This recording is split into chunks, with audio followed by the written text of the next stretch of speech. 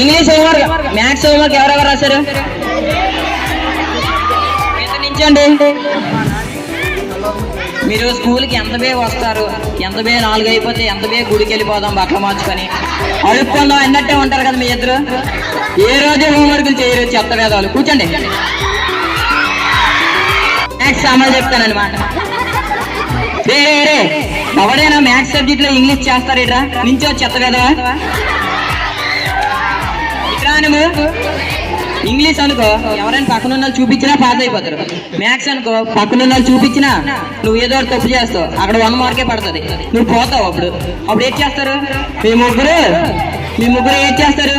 ఇప్పుడు 10th పోతే ఏం చేస్తారు మీరు చెప్పండి? కలిసి 24 గంటలు మాట్లాడుకున్నాం కాదు, నూతులు దూక్కున్నాం కాదు చేస్తారు.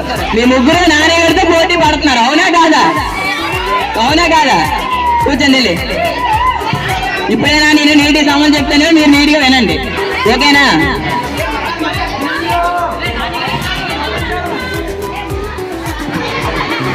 రే నించండి మీ ముగ్గురునా. ఇలా రండి. చూసియండి అమ్మా ఒకసారి ముష్టి వేదాలు అందరూ చూసేయండి.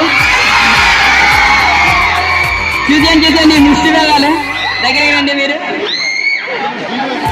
ఈ అమ్మ నాన్న ఎన్నోసార్లు ఫోన్ చేసి ఎలా చదువుతున్నాడు అన్ని అడిగింది. నేనేం చెప్తాను? బాగా చదువుతాండి అని చెప్తాను. రోజు ప్రిపేర్ రాయడం కాదు, ఈ ఇంగ్లీష్ మ్యాథ్స్ హోంవర్క్ లో ఇంగ్లీష్ చేయడం, ఈ నుంచి ఏంటి రాయడం చెప్తారు కదా. వీళ్ళు తల్లిదండ్రులు లేడనుకుంటారు, మా కొడుకు స్కూల్కి వెళ్తుంటాడు, బాగా చదువుకుంటాడు, ఏదో జాబ్ తయారు చేస్తాడు అనుకుంటారు. కానీ వీళ్ళు ఇక్కడికి వచ్చి ప్రిపేర్ ఆడడం, మ్యాథ్స్ టైంలో ఇంగ్లీష్ చేయడం, వీడైతే ఊరి మీద వెళ్ళిపోవడం అమితిగడు. వీళ్ళందరూ ఈ ముగ్గురు ఏం చేస్తారు తెలుసా? రోజు ఆ నాన్నగారితో పోటీ పడతారు. 24 గంటలు నాన్నగారు పడ్డం, ఏడిపించడం, చెత్త వెదవాలండి ఇది. కానీ వీళ్ళకి తెలియని విషయం ఏంటి?